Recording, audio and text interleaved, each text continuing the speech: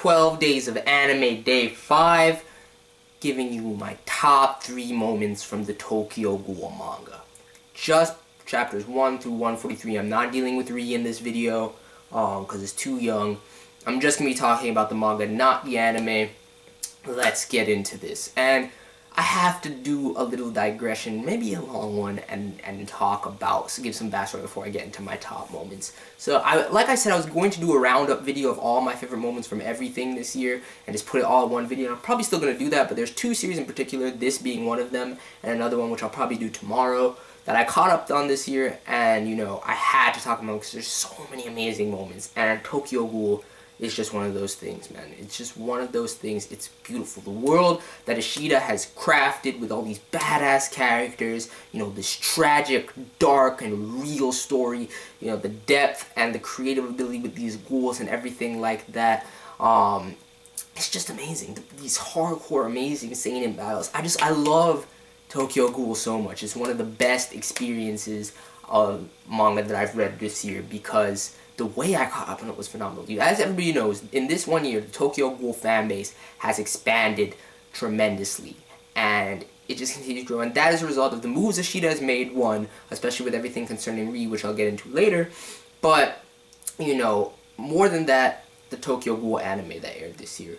Pierre's anime, while there was so much controversy around, you know, the censorship and everything like that, and all of that, so it brought so many people and gave awareness to this amazing work, and everybody's like, I love that anime, I love it. And despite, you know, the changes, despite not being as good in my opinion as the manga, it's still amazing, and that's what got me on the manga. I will never deny that. And it got so many people as well. Half of that group, if not more, waited till the final episode and then marathon the manga, and pretty much had a similar experience to me. But me and a faction of others who just were hearing about the manga readers ranting and raving day after day about what's different, how we need to hop on the manga, how the manga is just so much better, the censorship is annoying, blah blah blah blah blah. And I was like, alright, I love this world, I love this anime so far, fuck it, I'm not waiting anymore because it's just too good, so many cliffhangers, so much good shit going on. I'm like, alright, let's go, let's go, let's go. Around episode 5, 6, I was just like, fuck it, let's go. Reading the manga, read it within 36 hours. I remember when I first started reading it, just into the night, into the depths of the morning. Reading, I start at the beginning, chapter 1, as I do any time I transition from an anime to a manga. I always start at the beginning, despite where I'm at, because I want to see the differences, discrepancies, see how it progressed throughout the manga, and not just jump over from the anime like that. So, like, even, for example, even with One Piece, whereas I watched the entirety of what was out, which was like 600 plus episodes when I caught up on One Piece,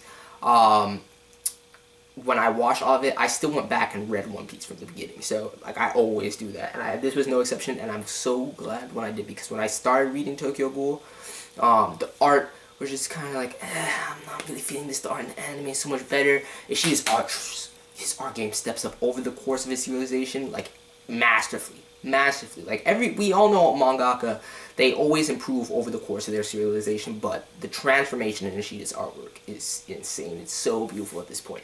And yeah, that's just my history with Tokyo Ghoul. I just loved it. I caught up, did my first review, and I only had about 4 chapters left of part 1 to review, and it was kind of sad, but we'll get into all that later. Needless to say, if you have not read Tokyo Ghoul, you need to be reading it. Do not continue with this video. It's going to be highly spoiler heavy. But yeah, that's it. Let's go. Number 3 moment. I put this at number 3 and not at number 1 because it's not so much a moment as it is an event, and it threw me off. It shook me hard. It shook me hard because as soon as I caught up on this masterful series that I love, we get this announcement that Ishida's ending it. We all must remember that day clearly. We have to remember that day clearly. It was, I have, like I said, my Tokyo Ghoul videos in the description. My reaction is there. You can check that out, the reaction to the announcement that the manga was ending. This was before we got chapter 143, when, you know, we were just like, he's gonna end it. Kaneki's dead. Are you serious? All the shit, it's over. This is how it's ending. And it caused uproar. I remember those days clearly. I remember them so clearly, and the way I felt. I was like, I just caught up on this masterpiece. Are you serious, Ishida? Are you serious? And then everything with 143, I'm combining that into this moment / event because getting all these reveals, like from that moment I was like, there has to be a part 2. From the announcement I was like, in that reaction video I'm like, he could go one of two routes. He could be on that Nizama Eiji shit, where he was like, yo, I'm done, this is where I want to end it, I want to go for that complete, tragic, fucked up end, let's go. And I said that, and then I realized, so very shortly after that, because I said there's hope for part 2, there's so much hope for part 2, and I was like, he's on that Takagi shit. If you guys don't know who these people are, I'm referencing that Bakuman greatness, alright? He's on that Takagi shit, he's carefully planning the best way to, you know, escalate his fan base even more, and, you know, grab everybody's attention and just shock value with the things that he's doing, and it worked amazingly, and it made an amazing work. But I just remember those days clearly, chapter 143, just believing with, you know, a bunch of people that, you know, Kaneki's still alive. I gave all my reasonings and everything like that, and just believing that we're going to get a sequel with all these reveals he gave us and not enough answers, the Pierrot thing with Uta and everything like that, Takatsuki as Owl, all of this stuff going on, and then what do we get later on? Tokyo Ghoul Re. So that was just my number 3 moment with Tokyo Ghoul, just that whole experience with the manga ending just as soon as we caught up and the anime was ending and everything like that. It was just, it was a crazy time. It was crazy. So much theory crafting, so much thought and criticizing, just so many conversations and internet hype. It was dope. It was dope, but it was insane, and I'm really happy at the way things turned out at the end of the day, but that was a very uneasy time for me.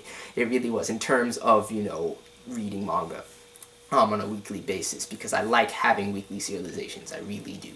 And the more I have, while it gets more hectic, I just like having them.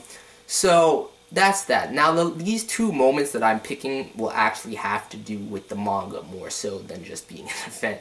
And to give you context, I spent a little bit of time thinking about this, not much. This is more so off the top of my head, and the things that popped to mind, just like everything with Tsukiyama, Rise at the beginning, the first Amon versus Kaneki fight, Hinami going in against Mado, Toka going in at various points, Banjo's introduction, Ayato's introduction, the Aogiri arc, Renji and fucking Uta going in against No, with Tsukiyama there as well. That shit was amazing.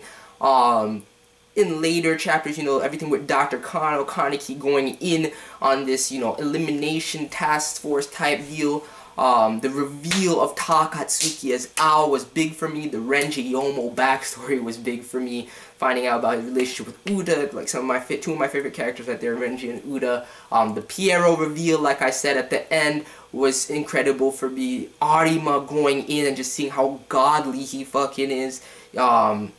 Yoshimura pretending to be Ao, just way too much shit, way too much. I'm done listening, because I could go on and on and on and on about all of this stuff that was happening. The second fucking fight between Amon and Kaneki, the Kakaja shit, just, oh my goodness. And the biggest one that I wanted to put at number 2, but there's one that surpassed it for me in terms of what's going on during the Aogiri arc, and most people would be expecting me to do this, right? The torture scene with Yamori and the fight between Yamori and Kaneki, the transformation from black hair to white hair Kaneki. I guess I would say this is tied for my number 2, but really I'm taking it out the list because there's a moment that has to do with this that I want to be my shining number 2. But this is tied for number 2. It was epic as fuck.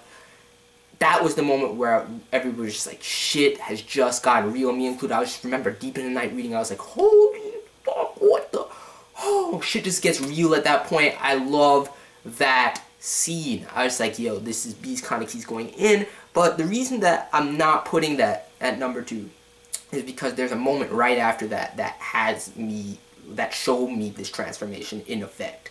That showed me how badass Kaneki came through that experience and everything like that. And that is when he saves Toka from Ayato and goes in against Ayato. That is my number 2. That line where he's just like, alright, I'll half kill you then. And he just fucks Ayato up. Dude, I was just like, yo, this is crazy. This is crazy. And then the manga proceeds just have so much crazy shit going down after that. You know, the Anteku raid arc was just packed with beastliness. But you can watch my reviews and, you know, everything like that if you want to see some of that, the information and how I reacted to some of that. But my number one moment in Tokyo Ghoul, and everybody should know what it is. It was the most shocking, most insane moment for a while. Like, at the time, I was just like, what the fuck am I reading right now? And that is the group of chapters where Kaneki confronts Arima, goes in, and is considered dead by the end of it. That page where his eyes are just gouged out and he's just lying there. I'm just like, holy fucking shit.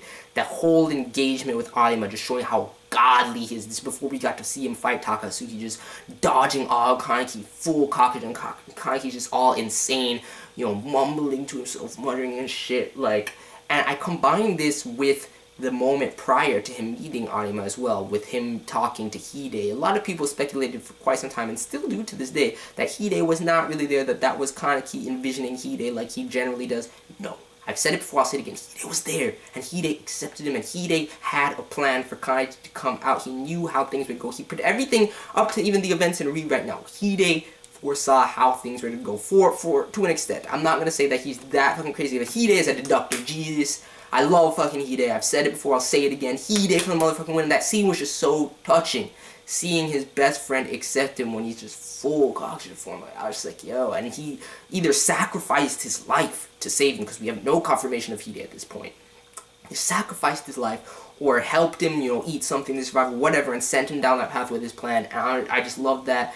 And then the impact of those chapters with Arima, and just seeing Kaneki potentially die, the reconciliation between white hair and black hair, and just everybody. I never for a moment doubted. I was like, this could be it when I first reacted to it, and I kept thinking, I was like, Ishida could just be trying to do that, and just be like, yo, I'm killing the main character, I don't give a fuck, that's how I want to do my shit, it's gonna be tragic, it's gonna be epic, but I always believed, and a group of us always believed, that Kaneki was not dead, and what happens in Re? Kaneki's proven alive. The main thing I always cited for that was Hide, amongst other factors, and it's proven true, but that was just my top moment of reading Tokyo Ghoul this year. I was just like, oh my goodness, what the fuck. When I read that chapter, that last chapter, and the ones, you know, leading up to it, I was like, how? Why? What the fuck is going on? Arima's just godly. Kaneki just died. Are you serious? I digress. That Tokyo Ghoul Greatness, I had to give it its own video. Let me know your favorite moments from Tokyo Ghoul Part 1, the manga specifically.